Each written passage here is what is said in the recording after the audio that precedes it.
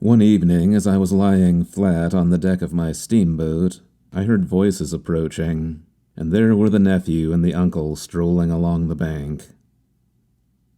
I laid my head on my arm again and nearly lost myself in a doze when somebody said in my ear, as it were, "I am as harmless as a little child, but I don't like to be dictated to. Am I the manager, or am I not? I was ordered to send him there. It's incredible." I became aware that the two were standing on the shore alongside the forepart of the steamboat, just below my head. I did not move. It did not occur to me to move. I was sleepy. "It is unpleasant," grunted the uncle. "He has asked the administration to be sent there," said the other, "with the idea of showing what he could do, and I was instructed accordingly. Look at the influence that man must have. Is it not frightful?" They both agreed it was frightful, then made several bizarre remarks. "Make rain and fine weather." "One man." "The council." "By the nose." Bits of absurd sentences that got the better of my drowsiness, so that I had pretty near the whole of my wits about me when the uncle said, "The climate may do away with this difficulty for you. Is he alone there?" "Yes," answered the manager. "He sent his assistant down the river with a note to me in these terms. Clear this poor devil out of the country and don't bother sending me more of that sort. I had rather be alone than have the kind of men you can dispose of with me. It was more than a year ago. Can you imagine such impudence?" "Anything since then?" asked the other hoarsely. "Ivory," jerked the nephew. "Lots of it. Prime sort. Lots. Most annoying from him." "And with that?" questioned the heavy rumble. "Invoice," was the reply fired out, so to speak. Then silence. They had been talking about Kurtz. I was broad awake by this time, but, lying perfectly at ease, remained still, having no inducement to change my position. "How did that ivory come all this way?" growled the elder man, who seemed very vexed. The other explained that it had come with a fleet of canoes in charge of an English half-caste clerk Kurtz had with him. That Kurtz had apparently intended to return himself, the station being by that time bare of goods and stores, but after coming 300 miles, had suddenly decided to go back, which he started to do alone in a small dugout with 4 paddlers, leaving the half-caste to continue down the river with the ivory. The 2 fellows there seemed astounded at anybody attempting such a thing. They were at a loss for an adequate motive. As to me, I seemed to see Kurtz for the first time. It was a distinct glimpse. The dugout, 4 paddling savages, and the lone white man turning his back suddenly on the headquarters, on relief, on thoughts of home, perhaps. Setting his face towards the depths of the wilderness, towards his empty and desolate station. I did not know the motive. Perhaps he was just simply a fine fellow who stuck to his work for its own sake. His name, you understand, had not been pronounced once. He was "that man." The half-caste, who, as far as I could see, had conducted a difficult trip with great prudence and pluck, was invariably alluded to as "that scoundrel." The scoundrel had reported that the man had been very ill, had recovered imperfectly. The 2 below me moved away then a few paces, and strolled back and forth at some little distance. I heard, "Military post. Doctor." 200 miles. "Quite alone now." "Unavoidable delays."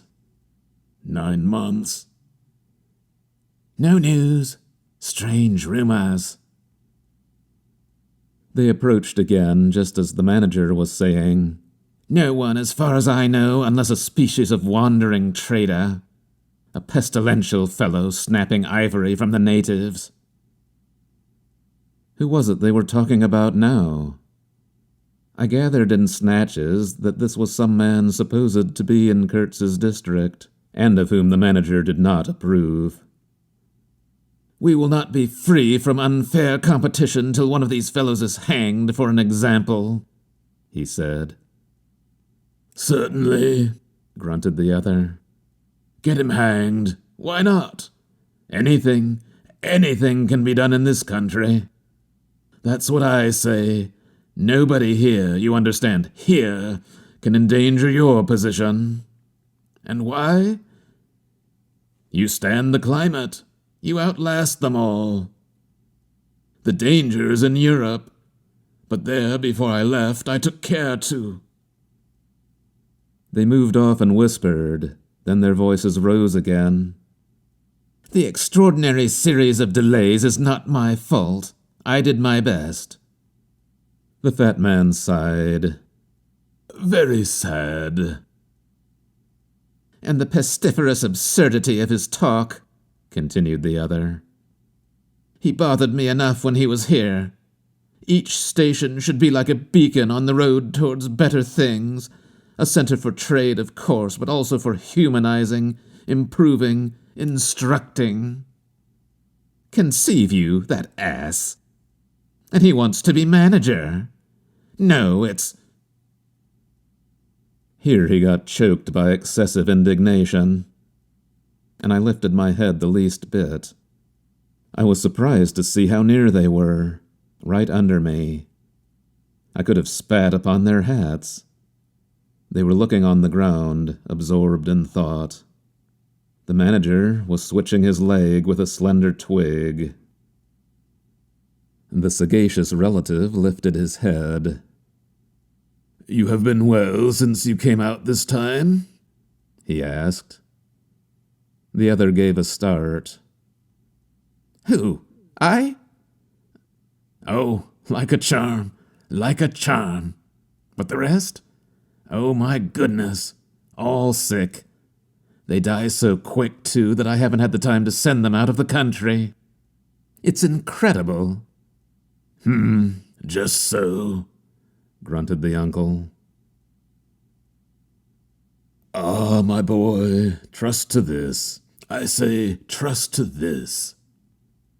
I saw him extend his short flipper of an arm for a gesture that took in the forest, the creek, the mud, the river. Seemed to beckon with a dishonoring flourish before the sunlit face of the land a treacherous appeal to the lurking death, to the hidden evil, to the profound darkness of its heart. It was so startling that I leaped to my feet and looked back at the edge of the forest, as though I had expected an answer of some sort to that black display of confidence. You know the foolish notions that come to one sometimes. The high stillness confronted these two figures with its ominous patience, waiting for the passing away of a fantastic invasion. They swore aloud together, out of sheer fright, I believe. Then, pretending not to know anything of my existence, turned back to the station. The sun was low, and leaning forward side by side, they seemed to be tugging painfully uphill their two ridiculous shadows of unequal length that trailed behind them slowly over the tall grass without bending a single blade. In a few days, the El Dorado expedition went into the patient wilderness that closed upon it as the sea closes over a diver. Long afterwards, the news came that all the donkeys were dead. I know nothing as to the fate of the less valuable animals. They, no doubt, like the rest of us, found what they deserved. I did not inquire. I was then rather excited at the prospect of meeting Kurtz very soon. When I say very soon, I mean it comparatively. It was just 2 months from the day we left the creek when we came to the bank below Kurtz's station. Going up that river was like traveling back to the earliest beginnings of the world, when vegetation rioted on the earth and the big trees were kings. An empty stream, a great silence, an impenetrable forest. The air was warm, thick, heavy, sluggish. There was no joy in the brilliance of sunshine. The long stretches of the waterway ran on, deserted, into the gloom of overshadowed distances. On silvery sandbanks, hippos and alligators sunned themselves side by side. The broadening waters flowed through a mob of wooded islands. You lost your way on that river as you would in a desert, and butted all day long against shoals, trying to find the channel, till you thought yourself bewitched and cut off forever from everything you had known once, somewhere, far away, in another existence, perhaps. There were moments when one's past came back to one, as it will sometimes when you have not a moment to spare to yourself. But it came in the shape of an unrestful and noisy dream, remembered with wonder amongst the overwhelming realities of this strange world of plants and water and silence. And this stillness of life did not in the least resemble a peace. It was the stillness of an implacable force brooding over an inscrutable intention. It looked at you with a vengeful aspect. I got used to it afterwards. I did not see it any more.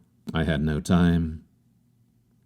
I had to keep guessing at the channel. I had to discern, mostly by inspiration, the signs of hidden banks. I watched for sunken stones. I was learning to clap my teeth smartly before my heart flew out, when I shaved by a fluke some infernal sly old snag that would have ripped the life out of the tin pot steamboat and drowned all the Pilgrims.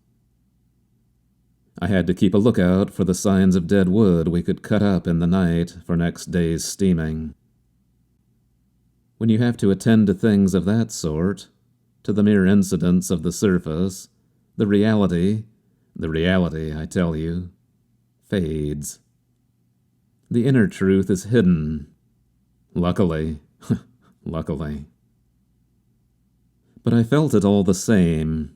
I felt often its mysterious stillness watching me at my monkey tricks, just as it watches you fellows performing on your respective tightropes for, what is it, half a crown a tumble? "Try to be civil, Marlow," growled a voice, and I knew there was at least one listener awake besides myself. "I beg your pardon.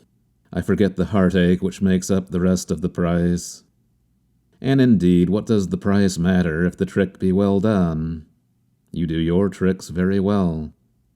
And I didn't do badly either, since I managed not to sink that steamboat on my first trip. It's a wonder to me yet. Imagine a blindfolded man set to drive a van over a bad road. I sweated and shivered over that business considerably, I can tell you.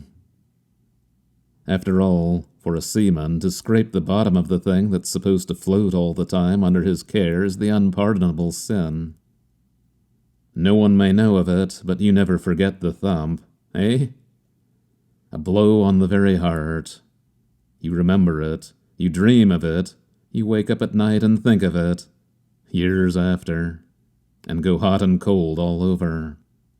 I don't pretend to say that steamboat floated all the time. More than once she had to wade for a bit with 20 cannibals splashing around and pushing. We had enlisted some of these chaps on the way for a crew. Fine fellows, cannibals, in their place. They were men one could work with, and I am grateful to them. And, after all, they did not eat each other before my face. They had brought along a provision of hippo meat which went rotten, and made the mystery of the wilderness stink in my nostrils. Phew, I can sniff it now. I had the manager on board and 3 or 4 pilgrims with their staves, all complete. Sometimes we came upon a station close by the bank, clinging to the skirts of the unknown, and the white men rushing out of a tumble-down hovel with great gestures of joy and surprise and welcome seemed very strange, had the appearance of being held there captive by a spell. The word ivory would ring in the air for a while, and on we went again into the silence, along empty reaches, round the still bends, between the high walls of our winding way, reverberating in hollow claps the ponderous beat of the stern wheel. Trees, trees, millions of trees, massive, immense, running up high, and at their foot, hugging the bank against the stream, crept the little begrimed steamboat, like a sluggish beetle crawling on the floor of a lofty portico. It made you feel very small, very lost, and yet it was not altogether depressing, that feeling. After all, if you were small, the grimy beetle crawled on, which was just what you wanted it to do. Where the Pilgrims imagine it crawled to, I don't know. To some place where they expected to get something, I bet. For me, it crawled toward Kurtz, exclusively. But when the steam pipes started leaking, we crawled very slow.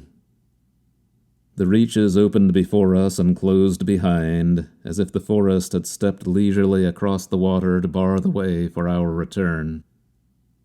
We penetrated deeper and deeper into the heart of darkness. It was very quiet there. At night, sometimes the roll of drums behind the curtain of trees would run up the river and remain sustained faintly, as if hovering in the air high over our heads, till the first break of day. Whether it meant war, peace, or prayer, we could not tell. The dawns were heralded by the descent of a chill stillness. The woodcutters slept, their fires burned low. The snapping of a twig would make you start. We were wanderers on a prehistoric earth, on an earth that wore the aspect of an unknown planet. We could have fancied ourselves the first of men taking possession of an accursed inheritance, to be subdued at the cost of profound anguish and of excessive toil.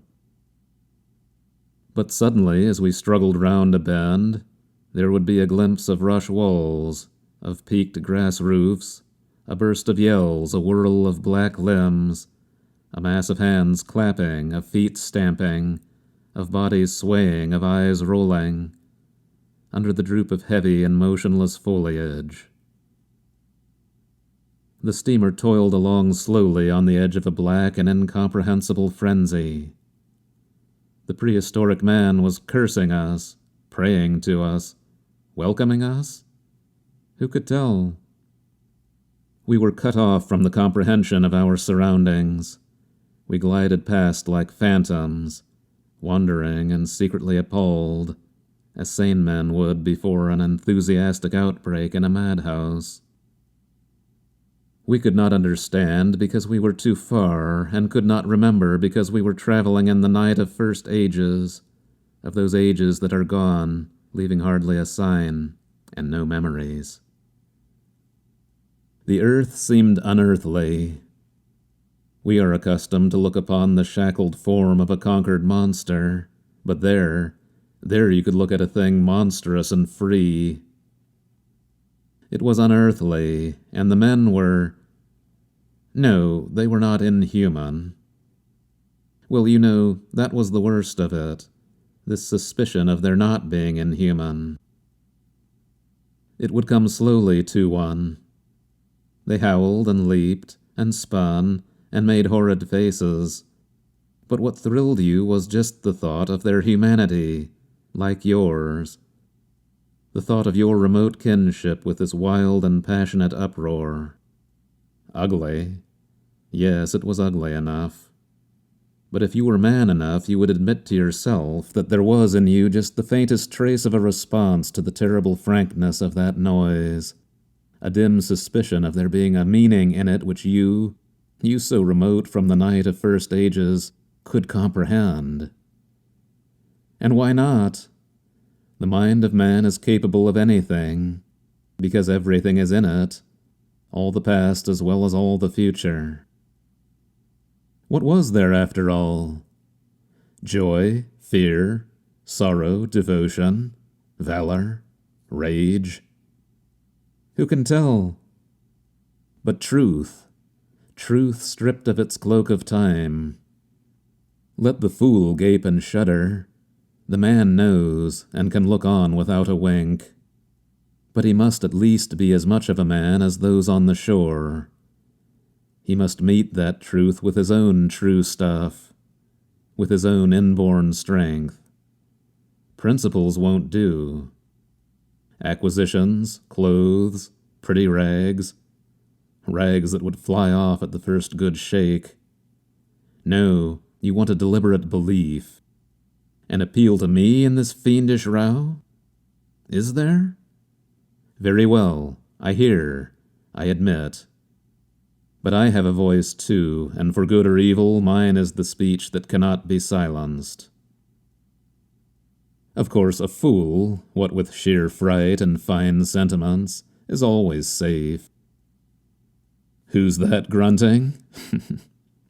You wonder I didn't go ashore for a howl and a dance? Well, no, I didn't. Fine sentiments, you say? Fine sentiments be hanged. I had no time. I had to mess about with white lead and strips of woolen blanket helping to put bandages on those leaky steam pipes. I tell you. I had to watch the steering and circumvent those snags and get the tin pot along by hook or by crook. There was surface truth enough in these things to save a wiser man. And between whiles I had to look over the savage who was fireman. He was an improved specimen. He could fire up a vertical boiler. He was there below me, and, upon my word, to look at him was as edifying as seeing a dog in a parody of breeches and a feather hat, walking on his hind legs. A few months of training had done for that really fine chap. He squinted at the steam gauge and at the water gauge with an evident effort of intrepidity, and he had filed teeth, too, the poor devil, and the wool of his pate shaved into queer patterns, and 3 ornamental scars on each of his cheeks. He ought to have been clapping his hands and stamping his feet on the bank, instead of which he was hard at work, a thrall to strange witchcraft, full of improving knowledge. He was useful because he had been instructed, and what he knew was this, that should the water in that transparent thing disappear, the evil spirit inside the boiler would get angry through the greatness of his thirst and take a terrible vengeance. So he sweated and fired up and watched the glass fearfully, with an impromptu charm made of rags tied to his arm and a piece of polished bone as big as a watch stuck flatways through his lower lip. While the wooded bank slipped past us slowly, the short noise was left behind, the interminable miles of silence. And we crept on towards Kurtz. But the snags were thick, the water was treacherous and shallow, the boiler seemed indeed to have a sulky devil in it, and thus neither that fireman nor I had any time to peer into our creepy thoughts. Some 50 miles below the inner station we came upon a hut of reeds, an inclined and melancholy pole with the unrecognizable tatters of what had been a flag of some sort flying from it, and a neatly stacked woodpile. This was unexpected. We came to the bank, and on the stack of firewood found a flat piece of board with some faded pencil writing on it. When deciphered, it said, "Wood for you. Hurry up. Approach cautiously." There was a signature, but it was illegible. Not Kurtz. A much longer word. Hurry up? Where? Up the river? Approach cautiously. We had not done so. But the warning could not have been meant for the place where it could only be found after approach. Something was wrong above. But what? And how much? That was the question. We commented adversely upon the imbecility of that telegraphic style. The bush around said nothing, and would not let us look very far either. A torn curtain of red twill hung in the doorway of the hut, and flapped sadly in our faces. The dwelling was dismantled, but we could see a white man had lived there not very long ago. There remained a rude table, a plank on 2 posts. A heap of rubbish reposed in a dark corner, and by the door I picked up a book.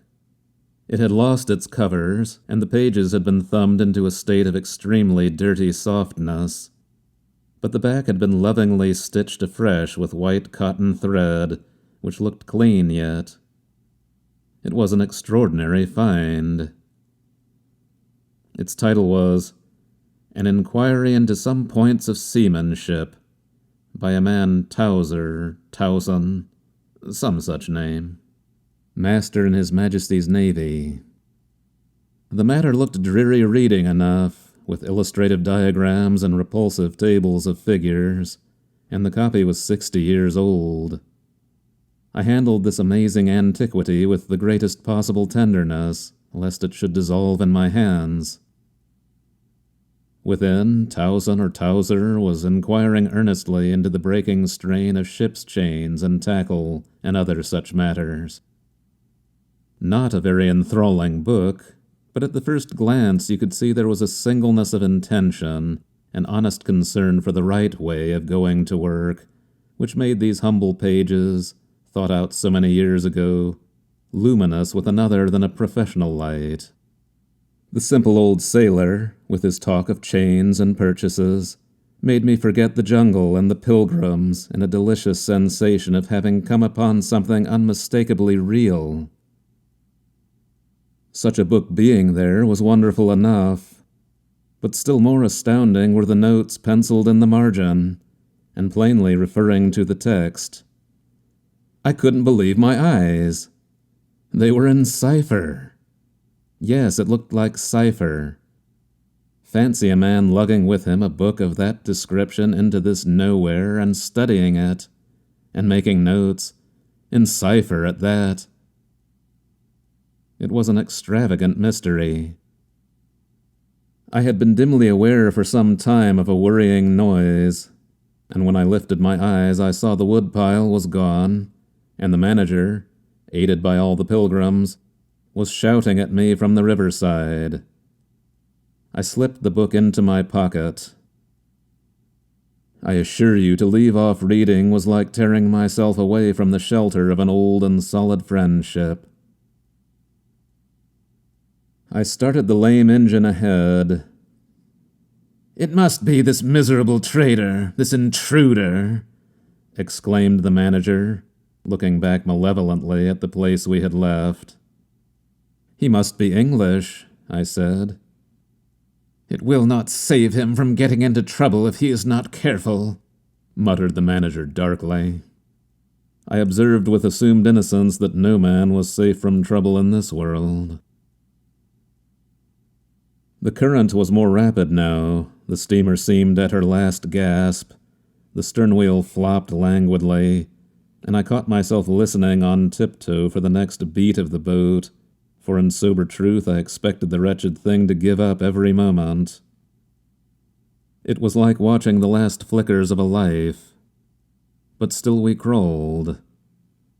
Sometimes I would pick out a tree a little way ahead to measure our progress toward Kurtz by, but I lost it invariably before we got abreast.